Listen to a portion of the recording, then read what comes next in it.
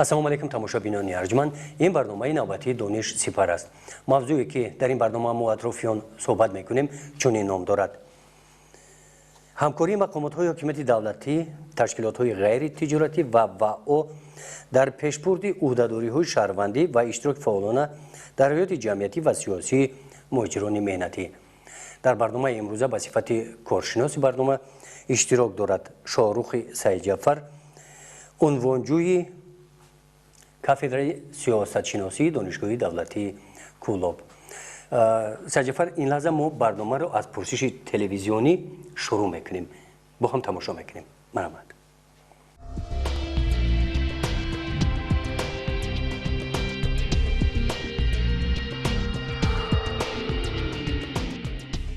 همین امروز بسیار سسته برای که در چیزی که برای من لازمه میرم که حجت‌هایی که هم در کارن این پس کردیم که برپا کننده را که حکومت کنستیتوسیونی آدمان یک و تنها بچه‌های سگرای کول پس کردیم که اشتراکچی‌های صدمه چرنوبیل اشتراکچی‌های جنگ افغانستان فرزندان مهاجران همین روخت در جماعت‌ها روخت‌های علیحده نیست. همکاری امروزه خرید که نیست. هر یک کارمند وسایل اخبار عمومی یا که کارخانه‌های دولتی وابسته به سفربر کردن مهاجران به خارج کشور به کار، خب از جانب آنها همه خوب از وظیفه‌های عهده‌داری‌های مهاجران فهمیده بوده می‌شود. باز هم تکرار می‌کنم که محض همین همکاری است که امروز ما زیاده از 400 نفر مهاجران در کارخانه ما نام‌نوشته با عریضه مراجعه کردند. همکاری در سطح بالا قرار دارد. ما از این همکاری راضی هستیم و باز به مسئولین مراجعه کردیم که همین همکاری به همین سمت و زیاده راهنمایی کرده شود. فقط در خصوصی اون که مثلا که ما وابسته از همین شماره داشته قید مهاجرانمون کم به خارج کشور به کار رفتن، در اینجا مسئولیت از جانب خودی مهاجران شکستگی دارد. یعنی نقصی از جانب خودی مهاجران مهنتی موجود است، زیرا که آنها هرچند که اون شرایطی رو که میخوان که به اون شرایط کار کنند تابع باشند در خارج کشور این شرایط تامین هست، لکن نمیدونیم که با کدام سببی نامعلومی خودشان این مسئولیت نقصش نمیکنند. واقعا هم امروز در حیات سیاسی جامعه معاصر از هر جهت گوناگون می باشد و امروز دولت‌های ابرقدرت و یا پیشرفته روی عالم را اگر نظر افکنیم به تشکیلات‌های غیر تجارتی یا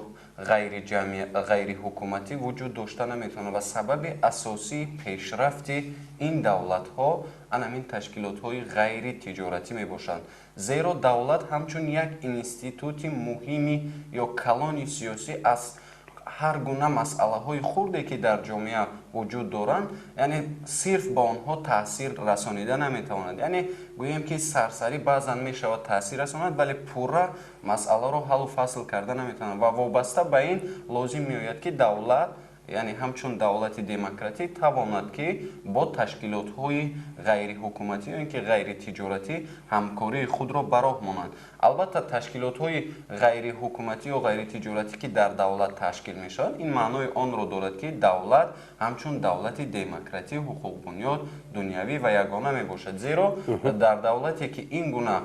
روند هست پس این معنای آن را دارد که دولت با سازمان‌های گوناگون با تشکیلات‌های گوناگون می‌تواند همکاری خود را براه ماند. البته امروز در جمهوری تاجیکستان زیاده از 2,500 تشکیلات‌های غیر حکومتی ارزی وجود دارند و وابسته به درک فعالیت خودشان آنها کار خود بله شاهرخ جان، مقامات‌های حکومت دولتی کدام چی را در نظر دارند؟ یعنی مقامات حکومت دولتی البته در نوبت اول حکومت اجراییه می‌ایستد و یا در مجموع گوییم حکومت اساسی و حکومت جمهوری می‌ایستد که همکاری خود را وابسته به مسئله‌های گوناگون با تشکیلات‌های جمعیتی برای اینجا مقامات‌های اجرایی هستند با جماعت‌ها هستند در شهر و دهات، مقامات‌های خود فعالیت جمعیتی هست ممکن бале яъне мақомоти дар навбати аввал вақте ки ташкилотҳои ҷамъиятӣ ташкилотҳои ғайриҳукуматӣ ё ин ки тиҷоратӣ фаъолияти худро ба роҳ мемонанд дар навбати аввал бояд бо ҳукумати ҷумҳурӣ созгор мувофиқ шаванд пеш аз оне ки фаъолияти худро оғоз менамоянд онҳо тарзи ҳуҷҷатгузорияшон дар вазорати адлия ба қайд гирифта мешавад ва дар вақте ки ба қайд гирифта шуд фаъолияти онҳо баъд дар тамоми минтақаҳо мешавад масалан имрӯз ташкилоти ғайриҳукуматӣ ё ки тиҷоратӣ дар ҷумҳурии Тоҷикистон ман чӣ хеле ки гуфтам зиёда аз 2500 ҳастанд масалан ҳаст наҷоти кӯдакон ё занон ё дорем масалан ассотсиатсияи кор бо муҳоҷирони меҳнатӣ яъне ака фақат дар самти кор бо муҳоҷирони меҳнатиро бигирем мо масалан ассотсиатсияи кор бо муҳоҷирони меҳнатӣ дорем ки танҳо сирф фаъолияти онҳо бо муҳоҷирон бахшида шудааст дар навбати дигар боз дорем бо ташкилоти ғайритиҷоратӣ ҳастем майрам бале майрам ё дар худи давлат дорем хадамоти муҳоҷират дорем ки онҳо фаъолияти худро вобаста ба дарки салоҳияташон пеш мебаранд ва дар навбати дигар чӣ хеле ки мавзӯъ мегӯяд нақши вао дар пешбурди инҳо чӣ гуна аст боз дорем ассотсиатсияи миллии васоити ахбори омма ё дар навбати дигар ассотсиатсияи журналистон дорем ки онҳо вобаста ба дарки салоҳияти худашон видеороликҳо ба хотири таблиғу ташвиқи муҳоҷирони меҳнатӣ яъне видеороликҳо дар телевизион дар радио дар газетаҳо дар маҷмӯъ дар ҳамаи онҳо яъне хабар ё ин ки маълумотҳоро медиҳанд ва онҳо кори худро пеш мебаранд барои чӣ онҳоро ташкилотҳои ғайритиҷоратӣ ё ғайриҳукуматӣ мегӯянд ба хотири оне ки имрӯз ташкилотҳо ё ин ки мақомотҳое ки дар давлат фаъолият мекунанд ё дар маҷмӯъ агар гӯем ки ҳизбро гӯем ҳизб имрӯз мақсади ҳизб дар дохили давлат фаъолият кардан аст ва аз берун кӯмакпулӣ ҳеҷ гоҳ гирифта наметавонад барои чи имрӯз шорух барои чи ҳамкории ино суст аст яъне чӣ бояд кард ки ҳамкории ҳамин мақомоти давлатӣ ташкилоти ғайритиҷоратӣ ба ӯ зид шаванд ташаккури зиёд ман дар суҳбатҳои пештара низ гуфта будам ки имрӯз таблиғу ташвиқот дар байни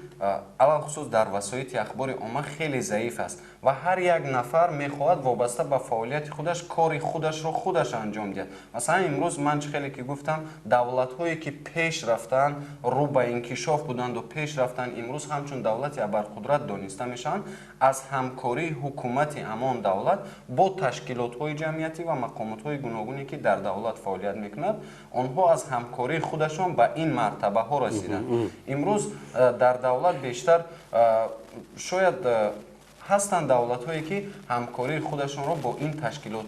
ташкилотҳои ғайритиҷоратӣ заиф ба роҳ мемонанд ба хотири чи ба хотири оне ки онҳоро ҳамчун як чӣ гӯем он қадар эътироф намекунанд ва дар ташкилотҳои ғайритиҷоратиро бале онҳоро он қадар хуб қабул надоранд ва онҳо андеша доранд ки як фаъолияти заиф доранд дар дохили давлат як чизе ҳастанд ки айн барои чи ҳам хеле аст шуруъ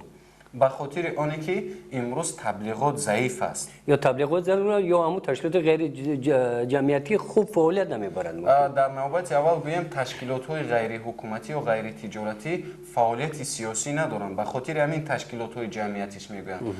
онҳо кӯмакпулиро ба хотири оне ки дар давлат як проблема аст як монеа аст онро бартараф кунанд аз берун аз давлат кӯмак мегиранд ва ба хотири ин монеаро рафъ кардан онҳо кӯшиш ба харҷ медиҳанд ба андешаи ман шояд таблиғот заиф аст чун бештари мақомотҳо намедонанд ки масъалаи анамин ташкилот чӣ корро ба анҷом мерасонад бале яъне истифодаи воситаи ахбори омма аз тарафи ҳамин ташкилотҳои ғайритиҷоратӣ он қадар хуб нест бале яъне наметавонанд аммо мақсади худашонро барои ҳукумат нишон диҳанд ки мо чунин мақсад дорем ва ё намехоҳанд мумкин корҳои зиёдеро ба анҷом расонида истанд агар гӯем ки намехоҳанд маънои онро дорад ки ин ташкилот ё ташкилоти ғайриҳукуматӣ мақсади сиёсӣ дорад яъне вақте ки ташкилоти ғайритиҷоратӣ мақсади сиёсӣ дошта бошад пас ӯ ҳамчун ташкилоти ғайритиҷоратӣ дониста намешавад зеро ташкилоти ғайритиҷоратӣ ё ғайриҳукуматӣ мақсадаш ба хотири проблемаҳои ҷамъиятие ки хосияти сиёсӣ надорад ба хотири ба даст овардани даромад чӣ ба хотири даромадро ба даст овардан онҳо ман хеле ки гуфтам аз берун метавонанд ки кӯмакпулиҳо талаб кунанд. яъне масалан имрӯз созмони ҳамкорӣ дар аврупо дар тамоми минтақаҳои олам фаъолият мекунад. Масалан OBS-ро ман дар назар дорам. онҳо бо ташкилотҳои ҷамъиятӣ низ якҷоя кору фаъолият мебаранд. имрӯз масалан соли оила буд, дар OBS бо ташкилотҳои гуногуни ҷамъиятӣ кору фаъолият бурданд. масалан наҷоти кӯдакон брошюраҳои худро баровардан ва барои ҷомеа пешниҳод карданд. дар навбати дигар ташкилотҳои ҷамъиятӣ дар раванди ҳаёти ҷомеаи муосир метавонанд ки таъсири мусбӣ расонанд. бале шоҳрухҷон ин лаҳза биёед беҳтарш гузориш телевизионро ки мо омода намудем тамошо кунем, баъд ба мавзӯъ чуқуртар дохил шавем. марҳамат. наврӯз раҳматуллоев пеш аз он ки ба федератсияи россия сафар намояд барои фаҳмидани ҳуқуқ ва ӯҳдадориҳои худ ҳангоми дар давраи муҳоҷирати меҳнатӣ қарор доштан дар кишвари хориҷӣ ба маркази машваратии шаҳри Кӯлоб барои маслиҳат пурсидан омадааст. Я бо рафта 8 моҳи шуда омадам, бо мехоҳем бобарем. Таки митоки сол фори буд, ҳама ҳуя бо мехоҳем бобарем кор кунем. Барое ки қонунӣ шавада, мисол сатҳи давлат мисол нигоҳ мекард бе қатъира бече сатҳи документшавира мисол документ мекунанд. Бо хубтар беҳтар дар асоси документ барагар мисол азоб намекашад. ба маркази машваратӣ нафароне ҳам меоянд ки онҳо ҳангоми дар муҳоҷирати меҳнатӣ қарор доштанашон ӯҳдадориҳои худро иҷро накарданд. бинобар ҳамин сабабҳо баъди бозгашт ба ватан дигар ба он давлат рафта наметавонанд. бисёри ҳолатҳо мешавад ки онҳо ҳатто то ҳамин вақт аҳамият намедоданд. мегуфтанд ки мо барои чӣ ки мо рафта барои вай патент спорем, барои чӣ ки мо рафта ба расмият дорем, вақте ки ҳолатҳое кишид ки нисбати аксарияти онҳо аз ҷониби мақомотҳои федералии федератсияи Русия маъни вуруд гузошта шуд ва чӣ хеле ки бо забони оммафаҳме ки халқ гӯяд бо як истилоҳи депорт ба онҳо маълум аст,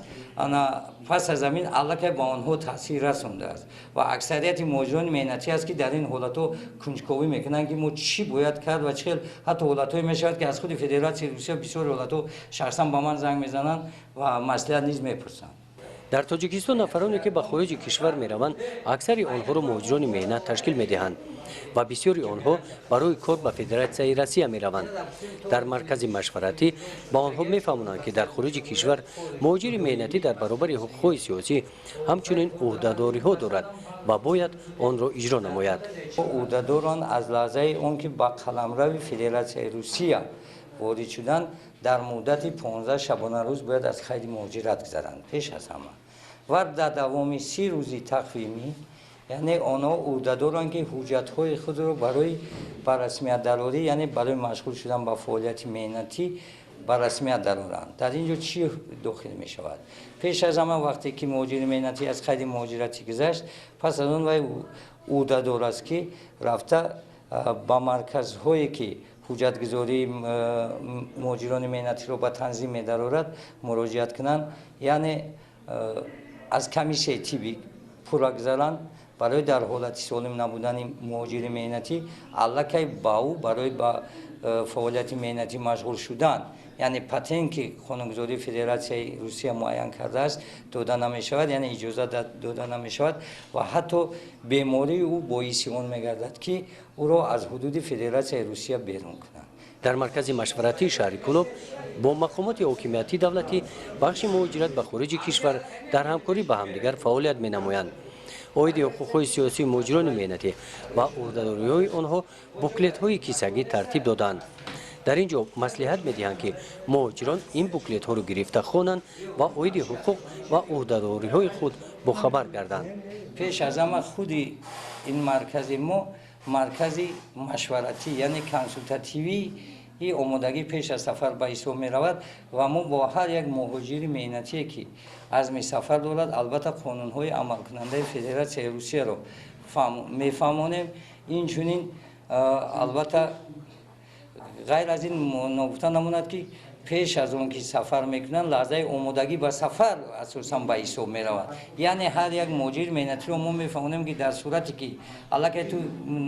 мо пештар қайд кардем ки бояд вай имтиҳон спорад, ва таъкид мекунем ки агар то соли 91 вай мактаби онро хатм карда бошад, бо худ яъне аттестати хатми мактаби онро با خود داشته باشد. غیر از این همه وقت ما تاکید میکنیم که پیش از آنی که سفر میکند رفته از معاینه طبی گذرد و غیر از این باید ما دائما تاکید میکنیم که هر یک مهاجری که مهنتی میرود باید صاحب کسب باشد. برای که نداشتن کسب نیست البته با مشکل روبرو شدن مهاجرای ما رو پیش میآورد. وقت شاید روسیه میره با داکومنت کنیم. وقتی که داکومنت نمیدی بازو و شکنجه و برگریختن و برپای کرونا نمیشه. ما که داکومنت داشتیم کار کنیم با شنیدیم همی رکلام آوردن با میخوایم بریم کار کنیم. نوروز رحمت‌اللهی در مرکز مشورتی درباره حقوق و عهده‌داری‌هایش هنگام به مهاجرت رفتن از همین مرکز معلومات تازه پیدا کرده و فدراسیای روسیه توسط همین مرکز به کار می‌رود. آن نفرانی که با واسطه این مرکز به شهرهای فدراسیای روسیه برای کار آمد کرده می‌شوند از حقوق و عهده‌داری‌هایشان خبردار کرده می‌شوند.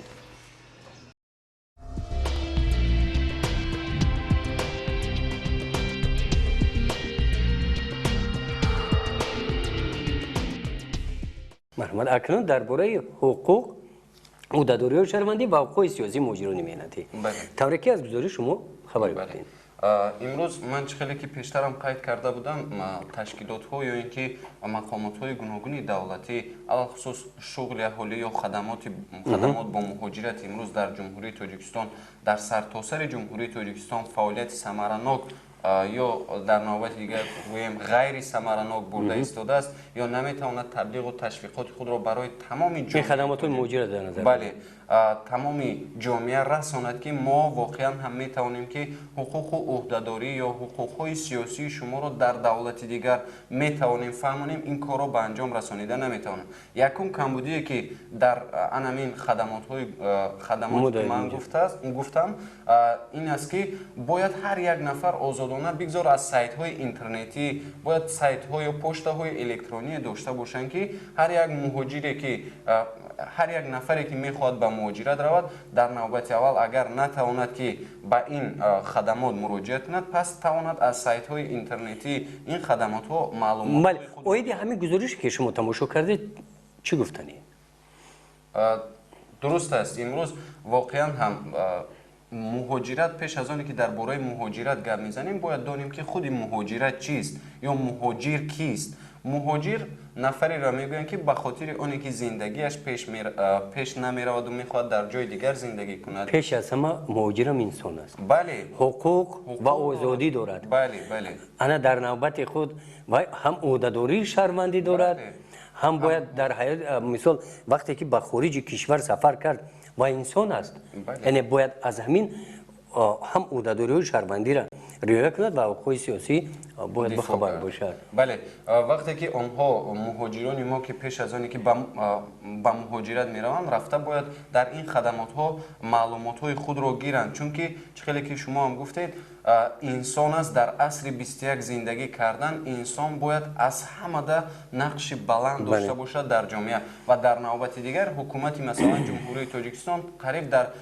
بیشتری از دولت های روی عالم سفارتخانه ها یا کنسولگری های خود را دارد. این سفارتخانه ها کنسولگری ها به خاطر تامین امنیت و حقوق و آزادی های شهروندانی که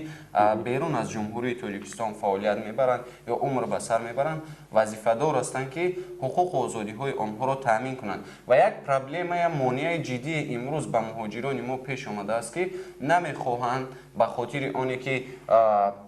امنیتشان در دولت بیگانه خوب تامین گردد حجت‌های خود را رسما به قید گیرند و رفته فعالیت یعنی چون در به عهده‌داری شهروندی بله این وابسته به خود مهاجر است. بله وابسته به خود مهاجر است ولی مهاجران ما همین چیز را دانسته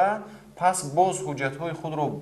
تخت نکرده رفته در عذاب و مشقت گرفتار میشن و امروز هر یک مهاجری که به جمهوری تاجیکستان میاد البته که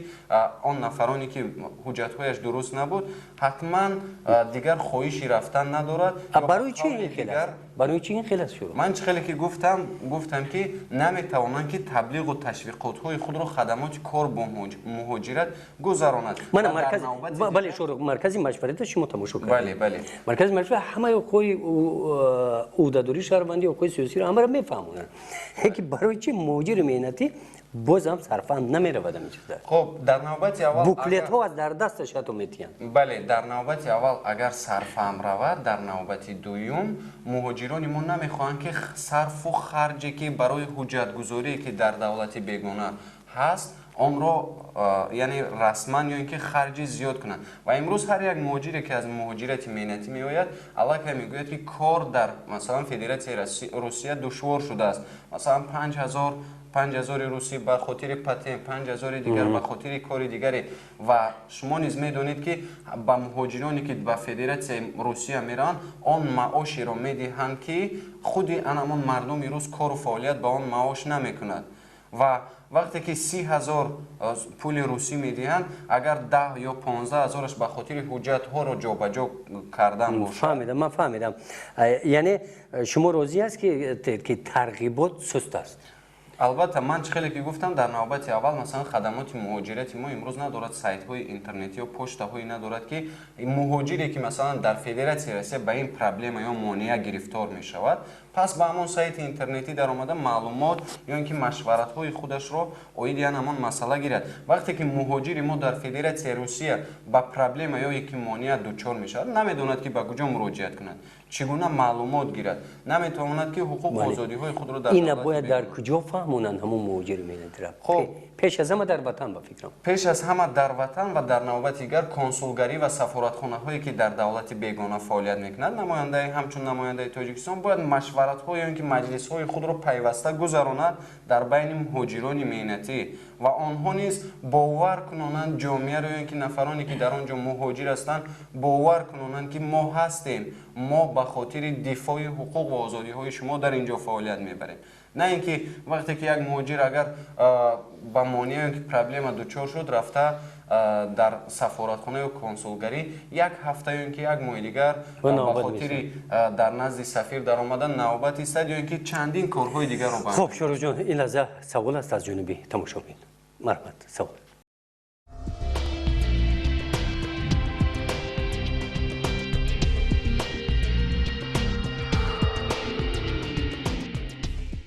بیشتری از شهروندان تاجیکستان که امروز در فدراسیون روسیه باعث مهاجرت مهنتی قرار دارند یعنی که آنها مهاجر هستند آیا که مهاجران تاجیکان میتونند که در حیات سیاسی روسیه فعالیت و یا اشتراک کنند البته امروز مهاجری که در دولت بیگانه همچون کار و فعالیت میکند در روند سیاسی جامعه تاثیر رسانیده میتواند یعنی در روند سیاسی همان دولت من خیلی که گفتم در نوبت اول آنها حجت گذاری میکنند یعنی انداز به دولت میسپارند خب از طرف دیگر میتوانند که هم تاثیر مثبت رسانند هم منفی این عهدهداری و شهروندی همین خیلی نه حاضر من برای شما درست‌تر میفهمم یعنی در حیات سیاسی هر یک دولت میتوانند که تاثیر مثبت یا اینکه منفی رسانند امروز مثلا دولت‌هایی که علاوه خصوص در فدراسیون روسیه پیش از انتخابات ها یا اینکه پیش از معرکه های سیاسی میبینیم وقتی که مهاجران مهنتی یگان کاری رو به انجام رسانیده نمیشن یا نامزدی که به پرزیدنتی پیشنهاد شده است مثلا میگوید که مهاجران از فدراسیون روسیه صرف پیش کرده شود روسیه به خاطر تنها روس‌ها است البته در اینجا مهاجران نشان میدهند که یا عملیات های گوناگونی رو به انجام میرسانند که تاثیر منفی میرساند به خود آن دولت و در نوبت دیگر در روند سیاسی جامعه به خاطر آنی که نالوگ یا انداز میسپارند بودجه دولت بای میشود از طرف دیگر خیلی که من گفتم آن نفرانی که همچون شهروندی مثلا فدراسیون روسیه دانسته شدند آنها در مبلغ ناچیزی که به مهاجرانی که غیر روس هستند میدین کار و فعالیت نمیکنند امروز معاش کم یک صاحب کار به یک نفر غیر روس میدهد به خاطر بودجه کارخانه و در نوبت دیگر به خاطر بودجه دولت را بای کردن است بله. این تاثیر بسیار کلان و مثبت است مهاجر میتواند اعضای حزب گردد حرکت‌های مثل سیاسی البته تشکیلات جمعیتی بله حزب از حرکت فرق دارد و تشکیلات های جمعی وقتی که نفری به حزب اعضا شده میتواند که همچون شهروند یک دولت دانسته می شود و در نوبت دیگر وقتی که به حزب همچون حزبی که در دولت به رسمیت شناخته شده است ё ташкилотҳои гуногун ё ҳаракат албатта дар ҳаракатҳои гуногун аъзо шуда метавонад. Масалан мо дар солҳои ҷанги шаҳрвандӣ ҳаракатҳои гуногун алахусус Растахез, Лали, Бадахшон, дигару дигарҳо доштем ба хотири оне ки таъсир расонанд ба раванди сиёсии ҷомеа дар ҳаракат аъзо шуда метавонад. Вале вақте ки ба ҳизб аъзо мешавад дар ин ҷо ӯ ҳамчун аъзои ҳизб ҳаққи аъзогӣ бояд супорад, корҳои дигареро бояд ба анҷом расонад. яъне вай шаҳрванди вай ҳамун давлат буданаш ҳадмӣ бале яъне наметавонад муҳоҷири меҳнатӣ аъзои ё дар аъзои ҳизби мисол ҳизби дигар сиёсии дигар давлат зеро вақте ки ба ҳизб аъзо мешавад як нафар мақсади хоси худро дорад. Шояд ба ҳизб як нафареро даъват мекунанд ки ҳамчун ҷосус ва кароканда. бале шорух саволи дигар марҳамат. ӯҳдадории шаҳрвандӣ гуфта мо бояд чиро фаҳмем ё чиро донем? албатта имрӯз ӯҳдадорӣ гуфта кореро ба анҷом расонида мешавад ки шаҳрванд ӯҳдадор аст ки чунин корҳоро чунин амалҳоро ба анҷом расонад. яъне вақте ки ман содатар барои ҷомеа фаҳмонам, як нафар дар хонавода умр ба сар мебарад, падар вақте ки чунин корҳоро бояд ба анҷом расонед гуфт, писар ӯҳдадор аст ки чунин корҳоро ба анҷом расонад. вақте ки муҳоҷир ба муҳоҷирати меҳнатӣ меравад, пеш аз рафтанаш ӯҳдадор аст ки ҳуҷҷатҳои худро тахт намояд, то дар хориҷи кишвар ба хатарҳои гуногун рӯбарӯ нашавад. вақте ки ӯҳдадорӣ дорад ё мехоҳад ки ҳуқуқу озодиҳояш дар давлати бегона дифоъ гардад ва аз тарафи давлат он манфиатҳои худашро соҳиб шавад, пас ӯҳдадор аст ки ҳуҷҷатҳои худро ба пуррагӣ ба анҷом расонад. ё меъёрҳое ки дар он давлате ки ба муҳоҷират меравад ҳаст, масалан қонунгузорие ки дар он давлат ҳаст, бояд худро ба анамон чизҳо мувофиқ намояд. шорух яъне муҳоҷир бояд донад ки қонунгузории давлати дигар ба ин давлат мувофиқат намекунад, вале ҳатман вай қонуни он давлатро донистанаш вазифадор ё ин ки ӯҳдадор аст ки бояд донад. ва шорух дар ҷанбаст чӣ бояд кард ки имрӯз ҳамкории мақомотҳои давлатӣ ташкилотҳои ғайритарроҷӣ ва авом зишт бошанд дар самти ҳамин мавзӯе ки имрӯз мо ташаккури зиёд. имрӯз васоити ахбори оммаро шохаи чоруми ҳокимият мегӯям ба хотири оне ки дар тамоми самтҳои сиёсӣ, фарҳангӣ, иқтисодӣ, дар тамоми самтҳои фаъолияти инсонӣ таъсири худро мерасонад. имрӯз васоити ахбори омма, ман чӣ хеле ки пештарам гуфтам, шояд анамон ташкилотҳои ҷамъиятӣ ё шояд мақомотҳои гуногуни давлатӣ ба хотири они ҳамкорияшон заиф аст ки наметавонанд ки якдигарро ба пуррагӣ талаботҳои якдигарро қонеъ кунанд, ё дар навбати дигар васоити ахбори омма бояд бо видеороликҳо ё маълумотҳои гуногун тавонад барои ҷомеа расонад ки чунин корҳоро ин ташкилотҳо ба анҷом расонида метавонад. ман шоҳиди бисёр ҳодисаҳое ҳастам ки масалан ташкилотҳои ҷамъиятӣ кореро ба анҷом расонида метавонанд ки яъне анамон баъзе аз мақомотҳои давлатӣ ба анҷом расонида наметавонанд. хуб дар навбати аввал васоити ахбори омма тавонад таблиғу ташвиқотҳои худро барои анамин мақомотҳои гуногуни давлатӣ ин аз ки вобаста аст? аз худи рӯзноманигорон, аз худи васоити ахбори омма, аз ташкилотҳои ғайритиҷоратӣ, мақомотҳои ҳокимияти давлатӣ вобастагӣ дорад. ташаккур. вале имрӯз бепул сухана дар сар як чизи дигар аст. бештари ҳолатҳо мешавад ки ташкилотҳои ҷамъиятӣ ё ташкилотҳои ғайриҳукуматӣ наметавонанд ки ба васоити ахбори омма наздик шаванд. яъне дар он ҷо сарфу маблағгузорӣ ба хотири рекламаҳои худро кардан хеле зиёд аст. имрӯз гарчанд имрӯз агар гӯем ки ташкилотҳои ғайриҳукуматӣ анамон сарфаҷӯиҳои худро аз бегона давлат гиранд ба хотири проблемаи давлати моро ҳал кардан, пас дар давлати мо низ бояд барои онҳо имкониятҳо зиёд дода шавад ки алахусус дар васоити ахбори омма ки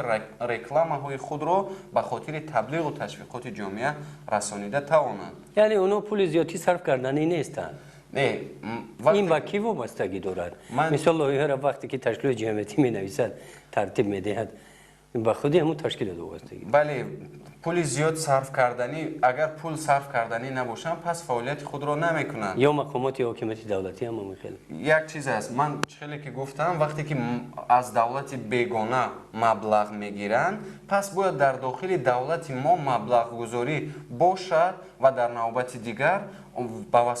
дар васоити ахбори умма бигзор онҳо роҳ ёбанд, яъне маблағи зиёд аз онҳо сарф яъне талаб накунанд ба хотири реклама. намешавад ҳамон маблағҳоро мисол ташкилотҳои ҷамъиятӣ аз хориҷи кишвар мегиранд, не ки мақомот давлатӣ аз худи буҷаи маҳаллӣ буҷаи ҷумҳурӣ мегирад. Хоб барои чӣ ин қадар таваҷҷӯҳ нест имрӯз? ман гуфтам